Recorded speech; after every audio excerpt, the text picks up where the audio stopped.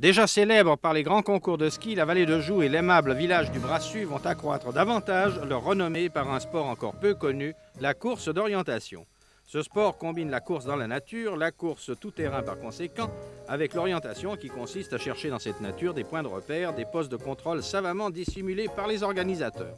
Beaucoup de téléspectateurs se rappelleront là leurs jeunes années lorsqu'ils disputaient d'ardentes courses aux lièvres, aux flèches ou au papier.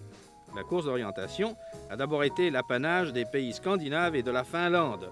Si ce sport n'a pas encore gagné l'Europe de l'Ouest et du Sud, il s'est déjà bien répandu en Europe orientale et centrale. Chez nous, il compte des adeptes surtout en Suisse alémanique, et ce sont les bons résultats internationaux de ceux-ci qui ont valu à notre pays d'être choisi pour l'organisation des 2e championnats d'Europe. La sélection de 11 pays se sont donc retrouvés au Brassus. Pourquoi au Brassus? Eh bien, parce que de l'avis même des connaisseurs, la vallée de Joux offre, par la variété de son sol et par les multiples difficultés qu'elle propose à un sport de ce genre, le terrain idéal pour une grande compétition de course d'orientation. À dire vrai, il était assez difficile de filmer les phases de ce championnat d'Europe, car le parcours doit forcément rester secret jusqu'à ce que les participants l'aient découvert. C'est donc par excellence un sport sans spectateurs.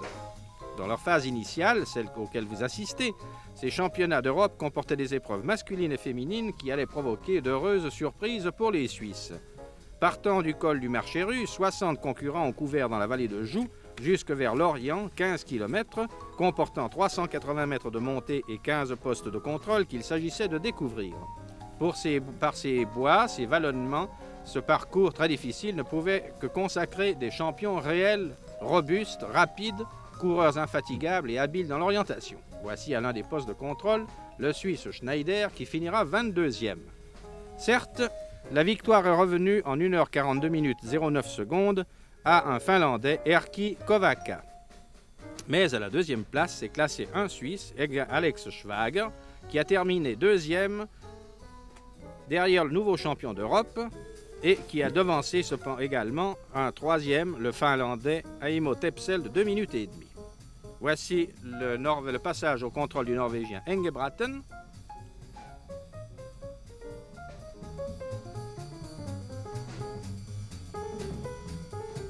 Et le Suisse Schwager, qui a fini magnifiquement 2e, avait déjà été le meilleur de nos compatriotes au premier championnat d'Europe en Norvège il y a 2 ans.